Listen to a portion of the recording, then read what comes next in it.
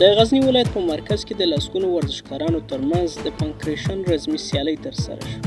په دې سیالیو کې چې د یوې ورځې لپاره یې دوام وکړ، د کابل او غزني 80 ورزشکارانو ګډون کړی. دا په غزني کې د پانکرېشن دویم پړاو سیالۍ وي. د دې سیالۍ په پای کې د کابل او غزني ورزشکارانو دویم مقام خپل کړ. د کندوز ولایت په امام صاحب ولسوالۍ کې د کیک جیتسو یو ورځنۍ سیالۍ ترسره شوه. په دې سیالۍ کې 80 ورزشکارانو د تنکیو ځوانانو او لویانو په عمري کټګورۍ کې برخه اخیستې وه.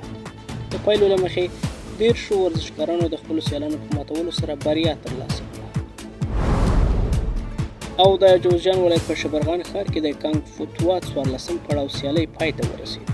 په دغه سیالۍ کې 50 ورزشکارانو د ماشومانو، تنکیو ځوانانو او لویانو په عمري کټګورۍ کې ګډون کړی و، چې له ډلې یې 10 غوره کانګفوکاران د دې ولایت د غوره لوبډلې لپاره وټاکل